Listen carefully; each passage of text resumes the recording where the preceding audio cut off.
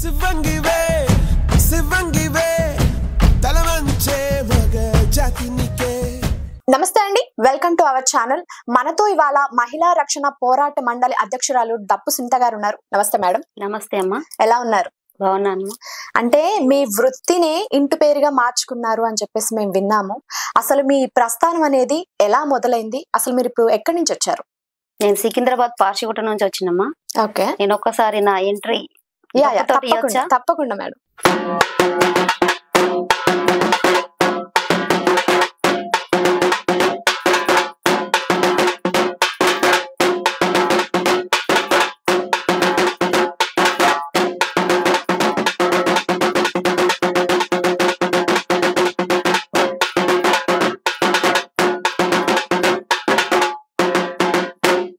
Super madam, super.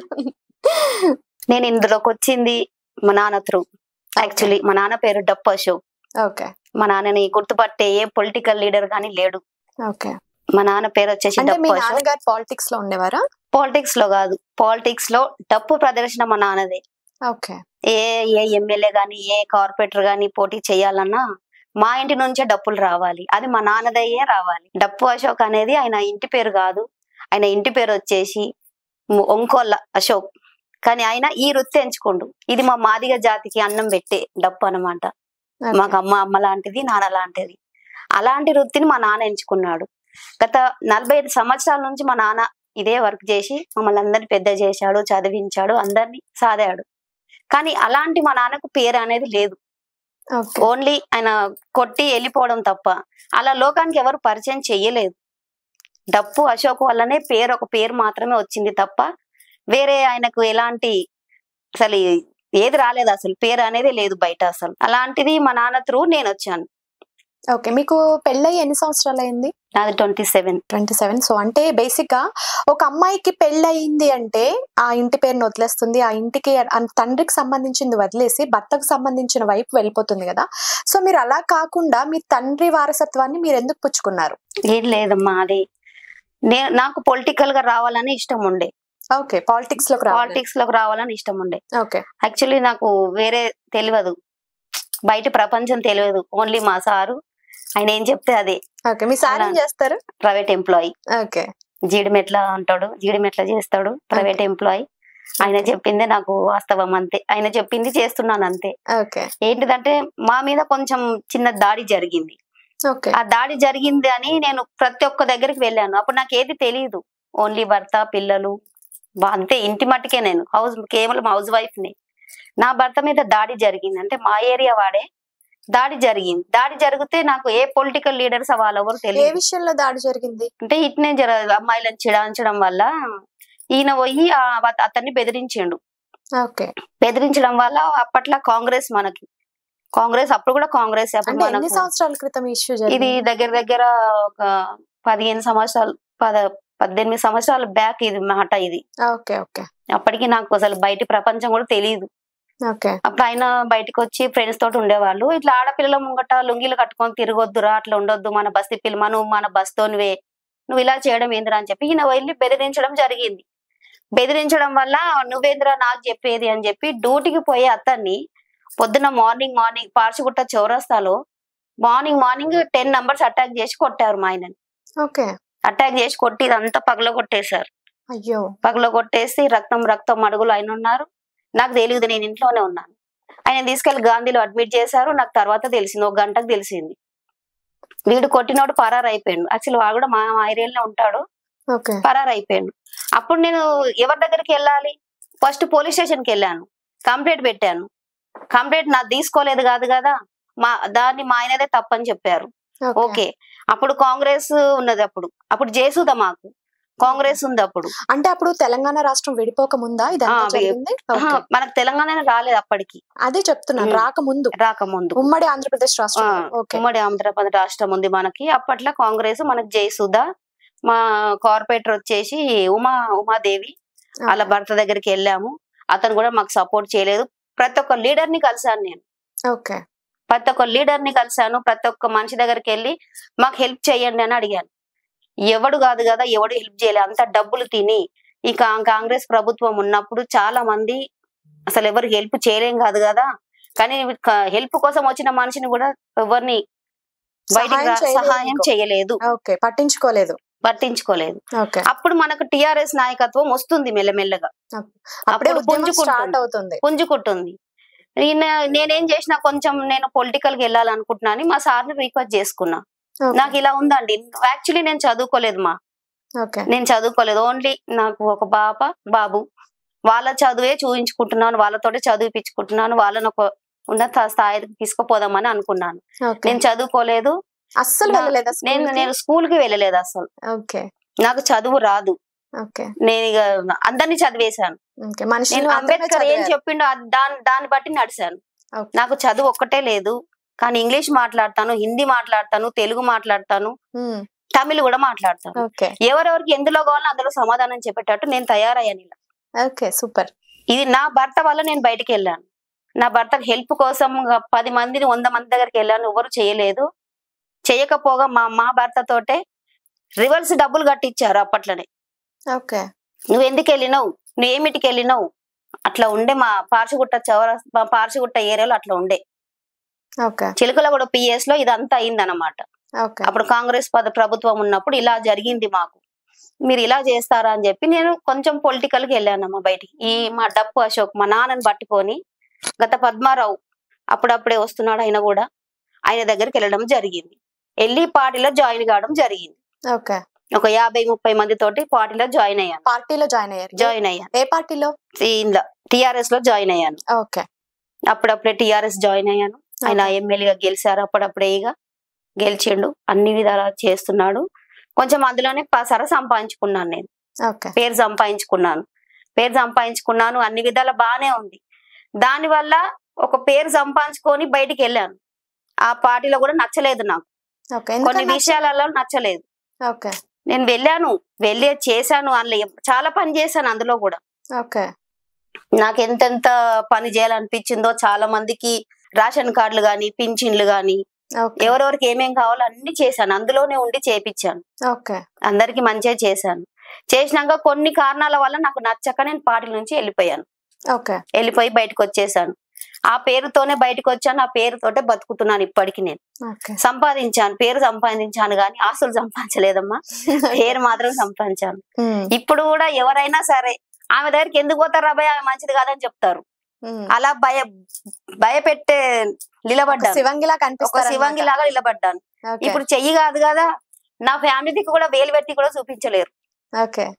ఏ పార్టీలో అయినా ఉన్నారు? నేను ఏ పార్టీలో లేనమ్మా, లేరు. ఇండిపెండెంట్ గా పోటీ చేశాను, ఎమ్మెల్యేగా ఇండిపెండెంట్ గా సికింద్రాబాద్ నియోజకవర్గం నుంచి పోటీ చేశాను. ఏ ఇయర్ లో? 2 సార్లు. ఇప్పుడు మొన్న దాంతో 2 సార్లు. సూపర్. మొన్న కూడా వేసాను, మొన్న కూడా ప్రచారం చేసుకున్నాను. తిరిగి అన్ని చేస్తానమ్మా. నేను ఎవరికి భయపడను, అదే భయాన్ని వదిలేసాను. నేను భయాన్ని వదిలేసాను, బయటకు వచ్చాను. ఏ ఆడపిల్లకి అన్యాయం జరిగింది అంటే ఒక ఆడపిల్ల ఇంట్లో ఉన్నది వేరు, బయటకు వచ్చి సొసైటీలో జరిగే వాటి మీద పోరాడడం వేరు. ఇలాంటి టైంలో చాలా స్ట్రగుల్స్ ని ఫేస్ చేయాలి. మీరు అలాంటి బాధల్ని, ఇబ్బందుల్ని మీరు ఏమన్నా ఫేస్ చేశారా? చేశానమ్మా, చేశాను కాబట్టే ఇలా బయటకు వెళ్ళడం జరిగింది. నాకు ఎవరు హెల్ప్ చేసిన ఉంటే ఇప్పుడు ఇలా ఎందుకు ఉంటుంటే నేను. అంటే అప్పుడు జరిగింది, మీరు బయటకు వచ్చారో పార్టీలోకి వెళ్ళారు. పార్టీలోకి వచ్చిన తర్వాత ఈ డ్యూరేషన్ అంటే ఇన్ని సంవత్సరాల పరిధిలో మీకు ఎలాంటి ఇబ్బందులు ఎదురవ్వలేదా అని అడుగుతున్నా. నాకు ఎలాంటి ఇబ్బంది ఎదురవ్వలేదు. ఇంకా మీకు ఎవరు రాలేదు. అలా పెట్టాను, నేను అలా పెట్టుకున్నాను, నా పేరు అలా సంపాదించుకున్నాను. ఎవరికైనా ప్రాబ్లం వచ్చింది అంటే ఆ ప్రాబ్లం దగ్గర నేను ఉంటాను, వాళ్ళ ప్రాబ్లంలు కూడా క్లియర్ చేస్తాను. అలా అని నా మీద కేసులు బి ఉన్నాయి, నా మీద చాలా మట్టుకు కేసులు ఉన్నాయి. వైన్స్ పగల కొట్టిన కేసులు ఉన్నాయి. వైన్స్ తగలబెట్టలేదు. నేను మీ ప్రీవియస్ వీడియో అనేది చూసాను, శివంగి లాగా బాటిల్స్ పగలగొట్టడం, వాళ్ళ ఫ్యామిలీస్ కి మీరు ఇస్తారా అని మీరు తిట్టడం, ఇవన్నీ కూడా చనిపోతున్నారమ్మా. చాలా మంది మా ఏరియాలో మగవాళ్ళు చనిపోతున్నారు, ఆడవాళ్ళు విధవలవుతున్నారు. వాళ్ళ కోసమే అసలు బయటికి వెళ్ళి. నేను అదే చెప్తున్నాను మేడం, ఇప్పుడు ఒక వైన్స్ కి వెళ్ళి ఒక ఆడది ఇవన్నీ పగలగొట్టడం అంటే మామూలు ఇష్యూ కాదు. అలాంటి టైంలో చాలా థ్రెటనింగ్స్, అంటే బెదిరించడం వస్తుంది, బెదిరించే కాల్స్ వస్తాయి. ఇలా ఇవన్నింటినీ మీరు ఎలా ఎదుర్కొన్నారని అడుగు. బెదిరించారమ్మా, బెదిరించారు, నా మీద కేసులు పెట్టారు, బెదిరించారు, ఎక్కడికన్నా పోతే ఫాలో అయ్యారు. అయినా నేను అన్ని ఫేస్ చేసుకున్నాను. మీకు సపోర్ట్ ఎవరైనా ఉన్నారా? నాకు మా సార్ సపోర్ట్, మా సార్ కు నేను సపోర్ట్, అంతే.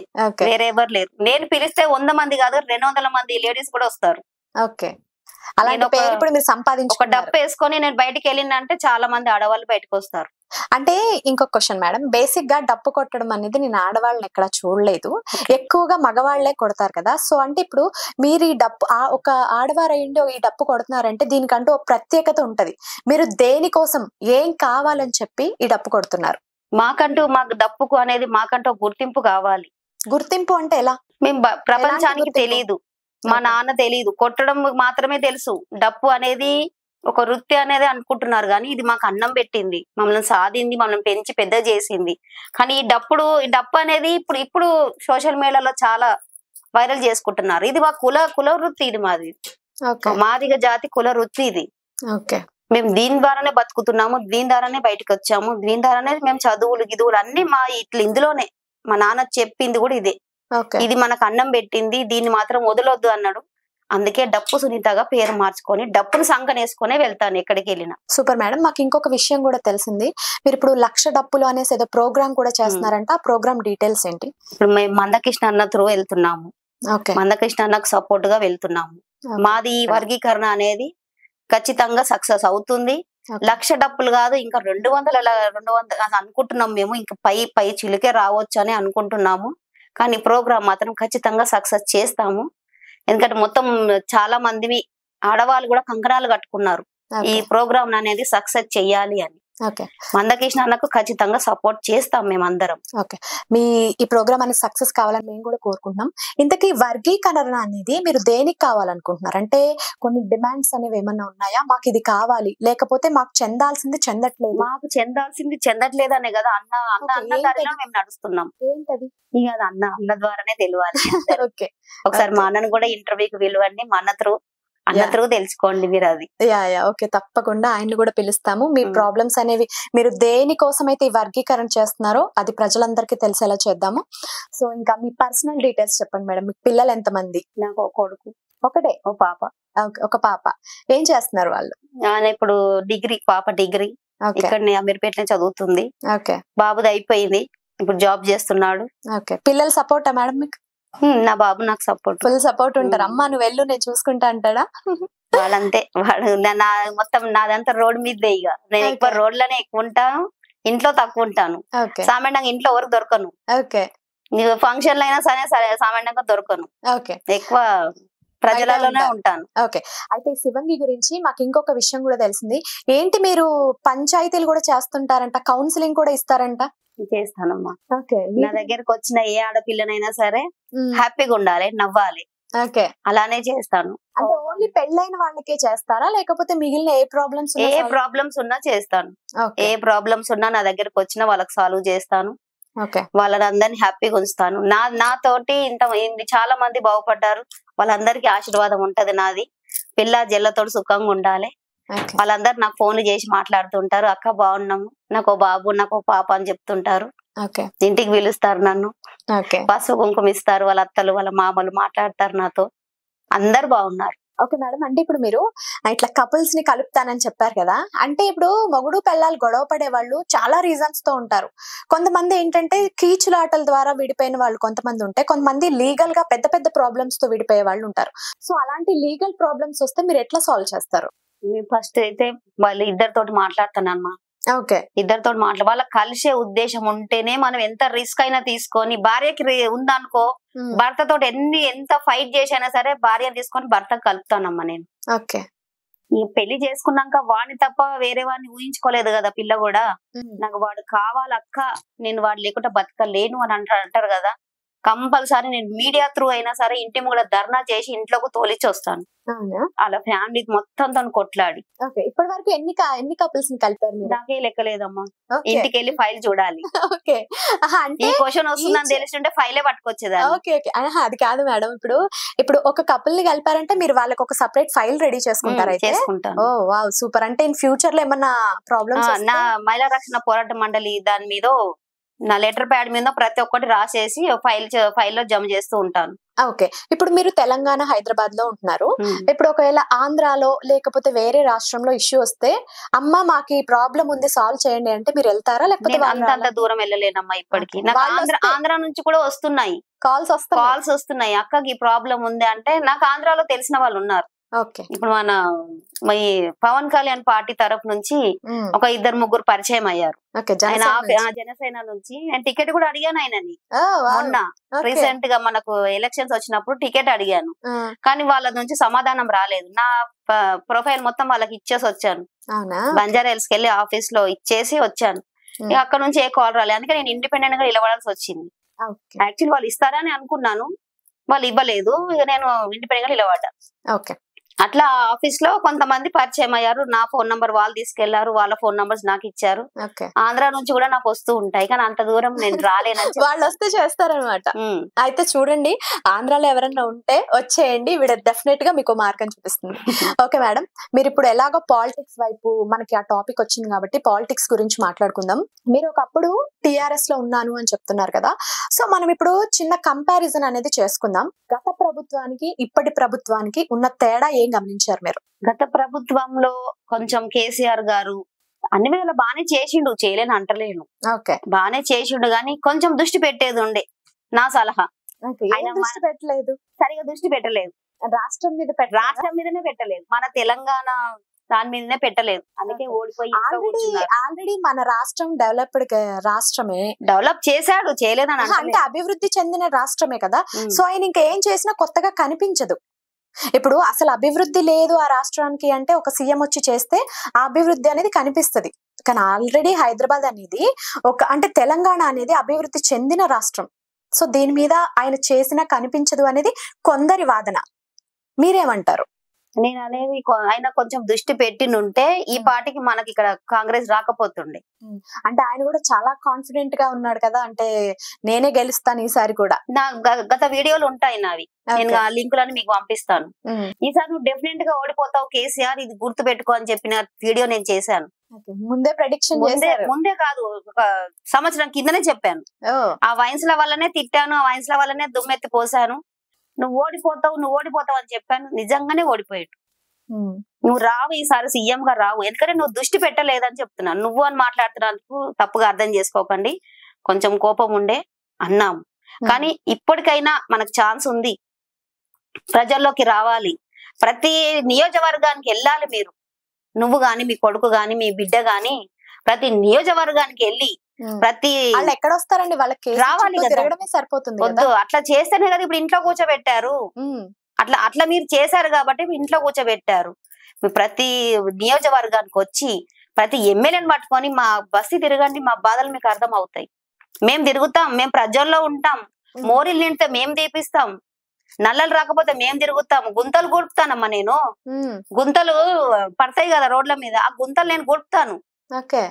నా వీడియోలన్నీ మీకు సెండ్ చేస్తాను, చూడండి, యూట్యూబ్ లో ఉంటాయి నా వీడియోలు. అవన్నీ చూసే వచ్చాం మేడం, మిమ్మల్ని ఇక్కడ పిలిచి కూర్చోబెట్టామండి. అవి నేనెందుకు చేయాలమ్మా? జీతం తీసుకుంటుంది మా ఏరియా ఎమ్మెల్యే తీసుకుంటుంది, అవన్నీ నేనెందుకు చేయాలి? మీరు ప్రశ్నించలేదా మరి? నేను ప్రశ్నించుడు వేరేలాగా ఉంటది. నేను అరైతురయానే మాట్లాడతానమ్మా. చెప్పాను కదా, నేను అంత సాఫ్ట్వేర్ ఏం కాదు, మేము చూసాము. నేను సాఫ్ట్ గానే కాదు అసలు. నేను ఇప్పుడే చెప్తున్నాను, ఇందులోకి ఎందుకు దిగానో కూడా మీకు చెప్పాను. నేను దిగినప్పుడే అన్ని వదిలేశాను, అంత భయాన్నే వదిలేశాను. నేను అందుకే అందరినీ డైరెక్ట్ మాట్లాడతాను, డైరెక్ట్ చెప్తాను, డైరెక్ట్ తిడతాను, డైరెక్ట్ ఇంటి దగ్గరికి వెళ్ళి కూడా లెవెట్ తిడతాను. నేను ఎవరికి భయపడను. సో అదే అడుగుతున్నాను, అంటే గత ప్రభుత్వానికి ఈ ప్రభుత్వానికి మీరు ఏం గమనించారు? అంటే మీరు ఇప్పుడు ఒక మాట అన్నారు, మద్యం వల్లే టిఆర్ఎస్ ఓడిపోయింది కామెంట్ చేశారు. ఇప్పుడు ఆ మద్యం అనేది ప్రస్తుతం లేదా? ఉన్నది. ఇప్పుడు నేను ఇంకా ఏమీ దృష్టి పెట్టలేదు. నేను మన సీఎం మీద దృష్టి పెట్టలేదు. ఎందుకని? కొంచెం నేను బాధలో ఉన్నాను. మొన్ననే నాన్న చనిపోయిండు, కొంచెం 4 months అవుతుంది, అందులో నుంచి బయటికి రాలేదు. ఇక ఈ ప్రభుత్వం వచ్చిన కాడ నుంచి కూడా నేను అసలు దేని మీద దృష్టి పెట్టలేదు, కొంచెం డిప్రెషన్ లో ఉన్నాను. అందుకని ఆ బాధ నుంచి ఇంకా కోలుకోలేదు. ఇక అందులోనే ఇంకా వీటి మీద బయటికి రాలేదు. ఇంకా నేను ఇంకా ఆయనకి ఇంకా టైం ఉందిలే, ఇంకా 5 years కదా, ఈ 5 years లో నాకు ఎప్పుడన్నా టైం దొరకకపోతుందా ఆయనని ప్రశ్నించకపోవడానికి? ఆల్రెడీ ఒక అమ్మాయి వచ్చింది నా దగ్గరికి, ఓకే. సీఎం ద్వారా బాధపడ్డ అమ్మాయి వచ్చింది, ఒక అమ్మాయి నా దగ్గరికి. అంటే అది యూట్యూబ్ లో పెట్టాను, నేను అప్లోడ్ చేశాను. ఏ ఇష్యూ మీద వచ్చింది అంటే ఆయన చెయ్యి కింద పియ్యేనో మరి ఆయన ఎవరో తెలియదు కానీ ఆ అమ్మాయి బయటికి రాలేకపోయింది. అంటే అంత టార్చర్ పెట్టారు ఆ అమ్మాయిని, అంత టార్చర్ పెట్టారు. ఆమె నా దగ్గరకు వచ్చింది. నా దగ్గరకు వస్తే నేను ఆమెను తీసుకొని డైరెక్ట్ సీఎం దగ్గరికి వెళ్ళాను, ఇంటి దగ్గరికి వెళ్ళాను. కలుస్తాడేమో పొద్దున 6 గంటలకు వెళ్ళాను. అంటే అపాయింట్మెంట్ లేకుండా కలవరు కదా? అపాయింట్మెంట్ అంటే ఫస్ట్ తీసుకున్నాం, ఒక రోజు ముందు వెళ్ళి చెప్పేసి కింద రాసి ఇచ్చి వచ్చాం. కింద రాసి ఇచ్చి రేపు మార్నింగ్ రండి అమ్మా అని చెప్తే 6 కల్లా అక్కడే ఉన్నాం. కిందికి దిగుతాడు కదా, ఏదో టైంలో కలుస్తాడు కదా అని చెప్పి 6 ఉన్నాను అక్కడ. నేను ఇంతవరకు ఏ సీఎం ని కలిసిందిలే, ఏ ఎమ్మెల్యేని కలిసిందిలే, ఏ కార్పొరేటర్ ని కలిసిందిలే. అలాంటి ఫస్ట్ టైం నేను ఆ ఇంటికి వెళ్ళాను, ఆయన దగ్గరికి వెళ్ళాను. అప్పుడే అర్థమైపోయింది. కలవలేదు అట్లీస్ట్ మీకు ఎటువంటి సమాధానం కూడా ఇవ్వలేదా? నేను బిజీగా ఉన్నాను, మీటింగ్ ఏది లేదు. తర్వాత 9:30 అవుతుంది, 9:30 అవుతుంది, అన్న దిగుతున్నారు కిందికి, వెళ్ళిపోతారమ్మా మీటింగ్ ఉందని చెప్పారు. అదేంది మేము మనుషుల్లా కనబడడం లేదా? ఒక్కోళ్ళమో ఇద్దరమో కాదు, 10 నంబర్స్ వెళ్ళాం. అమ్మాయిని తీసుకొని 10 నంబర్స్ వెళ్ళాం. డైరెక్ట్ ఆయనకు పరిచయం చేద్దామని చెప్పి తీసుకొని వెళ్ళాం. ఆమె మీడియా ముంగడికి రానన్నది. నేను రానక బీసీ మహిళ, ఒక బీసీ మహిళకు నేను సపోర్ట్ చేశాను. ఆమె గురించి నేను కొట్లాడడానికి పోయాను. అడుగుదామా, లైంగిక వేధింపులు చేశాడంట, అది తీసుకొని పోయాను. నేను విన్నాను, ఆ వాయిస్ రికార్డులు నేను విన్నాను. ఆ వాయిస్ రికార్డులలో కూడా చండాలంగా మాట్లాడాడు.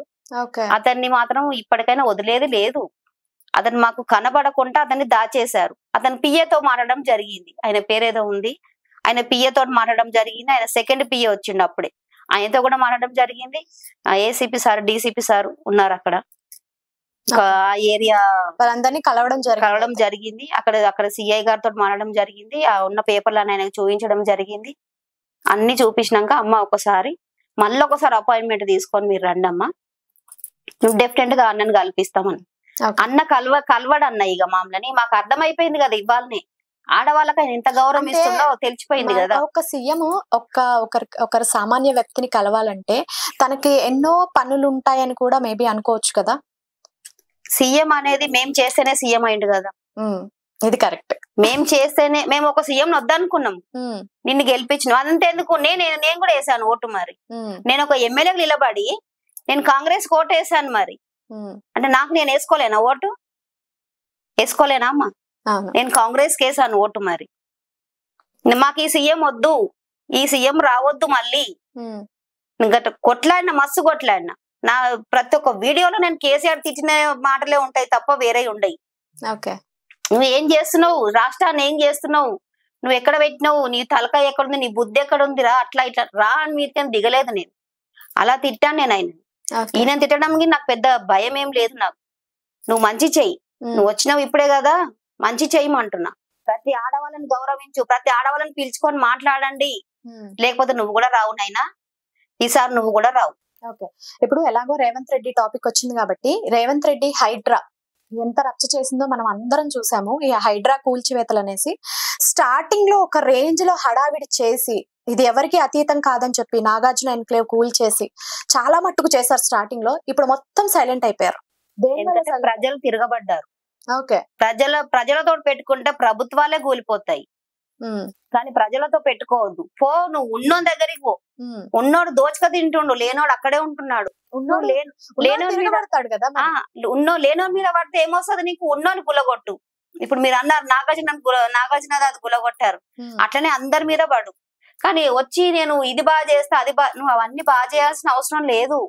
రైటర్ అనేది తీసుకొచ్చిండు కదా, అది మూసి కోసం తీసుకొచ్చిండు. మూసి దగ్గరికి ఎందుకు వస్తావు? మూసి సాఫ్ చేస్తే సాఫ్ చేయి. ఆ పక్కకున్న మనుషుల మీద నువ్వు దౌర్జన్యం చెయ్యకు. వాళ్ళందరు తిరగబడ్డారు కాబట్టే నువ్వు అన్ని ఆపేసుకున్నావు. అది పెద్ద రచ్చ అయింది. అందులో నేను కూడా పాల్గొన్నా. ప్రతి ఒక్క దాంట్లో నేను కూడా పాల్గొన్నా. నిరసన చేశారా మీరు? ఇవన్నీ నిరసన చేసాం. బుల్డోజర్లు మా మీదకి వచ్చినా సరే మేము లేవలేదు. మీ సైడ్ కూడా వచ్చినాయి? మా సైడ్ కూడా వచ్చినాయి. వస్తే మేము లేవలేదు. అట్లా కూడా ట్రై అట్లా చాలా గొడవలైనాయి, చాలా కేసులు పెట్టాం మేము కూడా. అందుకే ఆగింది హైడ్రా అనేది. నువ్వు పెద్ద పెద్ద వాళ్ళ మీద చూపి, చిన్న చిన్న వాళ్ళ మీదకి రాకు. మేము కొట్టినామంటే మీరు ఏడబడతారో మాకే తెలియదు. మీరు అందరూ అవి బుక్ చేస్తారేమో, కేసులు ఫైల్ చేస్తారేమో, మేము ఓటుతో చెప్తాం అంతే. రాజ్యాంగం రాసిన అంబేద్కర్ మీద ఒట్టు, మేము ప్రజలతో పెట్టుకున్నాడు సర్వనాశనం అయిపోతాడు. మేము ఓటుతో కొడతాము ఒక్కొక్కరిని. మీరు 5 పరిపాలించేది, కానీ మేము వచ్చేటోళ్ళకు మేము అన్నం పెడుతున్నాం. మా వల్ల, మా ప్రజల వల్ల మీ ఎంత మంది బతుకుతుర్రో మాకే తెలుసు. ఓకే, ఇప్పుడు హైడ్రా విషయంలో కొన్ని విషయాల్లో రేవంత్ రెడ్డి ఎగైనెస్ట్ అయ్యాడు, అందరికి ఇప్పుడు చెడ్డవాడు అయ్యాడు, ఒప్పుకుందాం. కానీ గత ప్రభుత్వంతో పోల్చుకుంటే ఈసారి నిధులు ఎక్కువగా తీసుకొచ్చాడు కదా దావోస్ పర్యటన నుంచి, మరి దాని మీద మీ అభిప్రాయం? ఇప్పుడే కదా వచ్చింది, అది చూద్దాం ఏమేం చేస్తాడో చూద్దాం. అందుకే మీకు చెప్పాను ఇప్పుడే, నేను ఇంకా దృష్టి పెట్టలేదు రేవంత్ రెడ్డి మీద. ఎప్పుడు పెడతారు? పెడతాను ఇక. ఫస్ట్ నాకు కావాల్సింది వైన్సులు బంద్, ఏరియాకు ఒకటే ఉండాలి. నేను ఒప్పుకుంటాను, మగవాళ్ళకు కూడా తాగేది వాళ్ళకు ఉన్నది కాబట్టి ఏరియాకి ఒక్కటి పెట్టుకోండి, నేను దానికి పర్మిషన్ ఇస్తాను. విచ్చలవిడిగా పర్మిషన్స్ ఇస్తున్నారు. విచ్చలవిడిగా గత ప్రభుత్వం ఇచ్చింది, మరి ఈ ప్రభుత్వం ఏం చేస్తుంది? మరి ఈ ప్రభుత్వం కూడా ఒకటే ఇవ్వాలి, ఒక ఏరియాకు ఒకటే ఇవ్వాలి. మా ఏరియాకి వచ్చి చూడండి, 5 ఉంటాయి. గవర్నమెంట్ కి ఆదాయం వచ్చేది బెల్ట్ షాపుల దగ్గర నుంచి కదా మేడం. బెల్ట్ షాపులు అంటే మనుషులు చచ్చినాక ఇంకా ఏం చేస్తాం? అంతా ఎందుకు? నా ఇంట్లోనే చనిపోయిండు నా తమ్ముడు. మీరు అన్నారు మీ నాన్న ఎందుకు పేరు బయటికి తీసుకొస్తున్నారమ్మా అని మీరు నన్ను క్వశ్చన్ చేశారు. నేను ఎందుకు బయటికి రావాల్సి వచ్చిందో తెలుసా? నా 22 ఏళ్ల తమ్ముడు చనిపోయిండు, మద్యానికి బానిస అయ్యి పసకలై కడుపులకు దిగి నా సొంత తమ్ముడు చనిపోయిండు. మా నాన్న పేరు తీసుకొచ్చిన వాడు లేడు, ఇంకో తమ్ముడు ఉన్నాడు, వానికి షార్ట్ సర్క్యూట్ అయ్యి ఇదంతా కాలింది. ఓకే, నిజంగా చెప్తున్నాను, నా తమ్ముడు చనిపోయింది మాత్రం మద్యం వల్లనే. మద్యం వల్ల, అందుకనే అంత కక్ష కట్టాను ఆ మద్యం మీద. నేను నా ఇంట్లో జరిగినట్టు ఏ ఇంట్లో జరగొద్దు పోరాటం చేస్తున్నాను. నా లెక్క నా మర్దలు ఇప్పుడు బాధపడుతున్నారు. నా తమ్మునికి 2 ఆడపిల్లలు, వాళ్ళని కూడా నేను చదివించుకుంటున్నాం కష్టం చేసి. నాకు నా మర్దలు చదివిస్తుంది. ఊరుకోండి మేడం. ఓకే మేడం, చాలా బాధ అనిపించింది మీ తమ్ముడు గురించి తెలిసాక. ఓకే, ఇప్పుడు నెక్స్ట్ మీ వారసుడిగా మీరు ఎవరిని తయారు చేస్తున్నారు? అంటే మీతో ఒక అబ్బాయి వచ్చాడు, చూసాను నేను. ఆ అబ్బాయేనా? నా మేనల్లుడు, నా చిన్న తమ్ముని కొడుకు. ఓకే, వాడు సేమ్ మా నాన్నలానే కొడతాడు, డప్పు నేర్చుకుంటున్నాడు. ఇప్పుడిప్పుడే కొంచెం నేర్చుకుంటున్నాడు, ప్రజల్లోకి వస్తున్నాడు. వాణ్ణి కొంచెం కళాకారుని చెయ్యాలని నా కోరిక. ఒకసారి పిలుద్దామా? పాటలు పాడించాలి, మన జాతికి వాడిని అంకితం చేయాలి. వాని వాయిస్, వాని అన్ని మన కుల వృత్తి డప్పు కాబట్టి ఈ డప్పు ద్వారా వాడిని పరిచయం చేస్తాను మీకు నేను. ఓకే, పిలుద్దాం. Hi, smile ఫేసా? హాయ్, నీ పేరేంటి? Full name Harsha. Abhishek. Abhishek, okay. చదువుకుంటున్నావా? ఏ క్లాస్? 7th. సో అభిషేక్, నువ్వు ఎప్పటి నుంచి నేర్చుకుంటున్నావు ఇది? మా తాత నేర్పించాడు. మీ తాతయ్య నేర్పించాడు. ఓకే, అంటే మరి నువ్వు ఎప్పుడు నేర్చుకుంటావు? మామూలు స్కూల్కి వెళ్ళిపోతావు కదా, టైం ఎప్పుడు ఉంటది? అంటే ఎప్పుడైనా వస్తే మా తాత చెప్తారు, రండి ఏం చేస్తావు. మీ తాత దగ్గర నువ్వు ప్రాక్టీస్ చేస్తుంటావు. ఏమైనా పాటలు వచ్చా నీకు? పాటలు రావు, మరి మీ అత్తేమో నువ్వు పాటలు పాడతావు అంటున్నారు. నేర్చుకుంటావా? నేర్చుకుంటావా? అయితే మా కోసం డప్పు కొట్టి వినిపిస్తావా?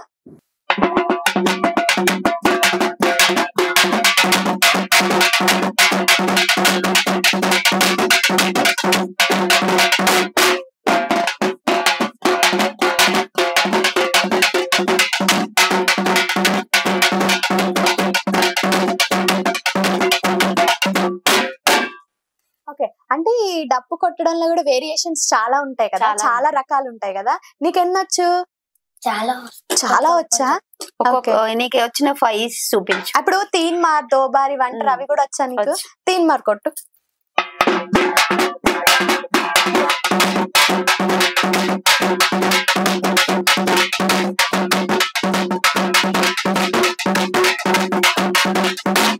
దో బార్ కొట్టు.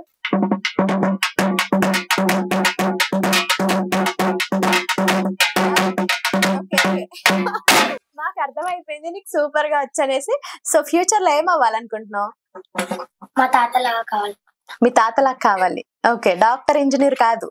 చదువు ఉండాలి, ఇది ఉండాలి, కళ ఉండాలి, చదువు ఉండాలి. ఓకే, నువ్వు మంచి సింగర్ అవ్వాలి అని చెప్పేసి మీ అత్త అనుకుంటున్నారు కదా. సో నువ్వు మంచి స్థానంలోకి వెళ్ళాలని మేము కూడా కోరుకుంటున్నాము. మన ఇంటికాడికి పీరు వస్తుంది కదా, ఆ డప్పు కొట్టు. మనం పీరుని ఎలా ఆడిస్తాము, ఆ డప్పు కొట్టు చూయించు.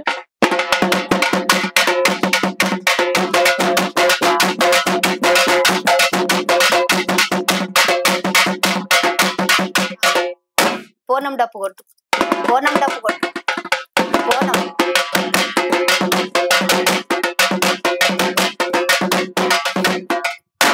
ఎవరైనా చనిపోతే ఎట్లా కొడతాం అది కొట్టు.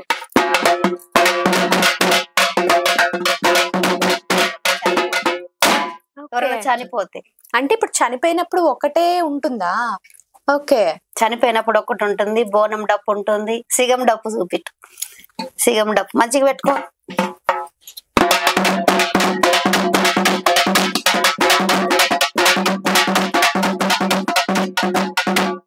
సిగం డప్పు అంటే ఇది కదా అసలైన టాలెంట్. అసలు సిగం డప్పు అంటే ఇది, చావు డప్పు అంటే తెలుసు, ఆడిపించే డప్పు తెలుసు.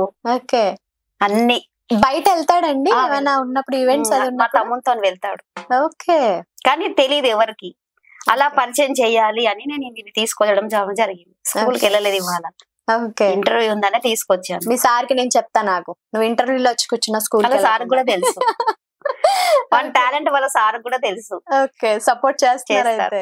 ఓకే, మందకృష్ణ గారు ఏదైతే స్టార్ట్ చేశారో ఈ ప్రోగ్రామ్ కి మీ జర్నీ అనేది ఎలా ఉంది, మీ ప్రయాణం అనేది ఎలా మొదలైంది? మేము ఇప్పుడు గత నెల రోజుల నుంచి ఈ ప్రోగ్రామ్ చేస్తూనే ఉన్నాము. ప్రతి ఇంటికి వెళ్తున్నాము, అందరిని పిలుస్తున్నాము, ఇంటింటికి వెళ్తున్నాము, డప్పు ద్వారానే వెళ్తున్నాము. ప్రతి డివిజన్ కి వెళ్తున్నాము. ఇప్పుడు సికింద్రాబాద్ నియోజకవర్గంలో ప్రతి డివిజన్ లో ప్రతి ఆదివారము ప్రతి రోజు కంపల్సరీ డప్పు త్రూ అందరినీ బయటికి పిలుస్తున్నాము. అందరూ వెళ్ళాలి, అందరూ సపోర్ట్ చేయాలి, ఇది విజయవంతం చేయాలి. 1000 గొంతులు 1,00,000 డప్పులు అనేది దద్దరిల్లాలని చెప్పే మేము ఒక కాన్సెప్ట్ తోటి అన్నకు సపోర్ట్ చేస్తున్నాము. ఆడవాళ్ళందరూ సిగ్గుపడకుండా బయటికి రండి, బయటకు వచ్చి మన సత్తా ఏదో చూపించాలి, అన్నకు సపోర్ట్ చెయ్యాలి, నిలబడాలి, అన్న పక్షాన్ని నిలబడి సపోర్ట్ చేయాలని మేము కూడా వెళ్ళినాము.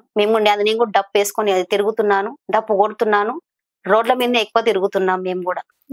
డప్పు అనేది ఇప్పుడు మాకు చాలా మంది ఇప్పుడు డప్పు పట్టుకొని తిరుగుతున్నారు, కానీ డప్పు అనేది ఎవరికి తెలియదు సామాన్యంగా. ఇప్పుడు డప్పు పట్టుకొని సెల్ఫీలు అవన్నీ దిగుతున్నారు, కానీ డప్పు అనేది ఎందుకు డప్పు అనేది ఇప్పుడు అందరికి అర్థం అవుతున్నది. ఇప్పుడు చాలా మంది ఉంది, మనం పుట్టక ముందు నుంచే ఉంది డప్పు అనేది. ఓకే, ఇప్పుడు కొత్తగా సెల్ఫీలు దిగడం కాదు. ఈ 1,00,000 డప్పులు 1000 గొంతులు అనేది ఆ ప్రోగ్రామ్ మాత్రం సక్సెస్ చెయ్యాలి. ఖచ్చితంగా మందకృష్ణ అన్నకు సపోర్ట్ చేస్తాము. వేలగా కదలి రావాలి, ఇంటింటికేని ఆడపిల్లలు ఆడబిడ్డలు అందరు రావాలి, అన్నకు సపోర్ట్ గా నిలబడాలి. మేము అదే కోరుకుంటున్నాము. మా డప్పు ద్వారా అన్నకు కూడా మేము కూడా పాల్గొంటున్నాం అందులోనే. అన్నకు ఖచ్చితంగా సపోర్ట్ చేస్తాము. Super madam, thank you so much. మీరు అనుకున్న లక్ష్యానికి మీరు చేరుకోవాలని మనస్ఫూర్తిగా నేనే కాదు మన ప్రేక్షకులు అందరూ కోరుకుంటున్నారు. మీ మేనల్ని ఒక మంచి స్థానంలో చూడాలని మేము కూడా కోరుకుంటున్నాము. Thank you madam. Thank you.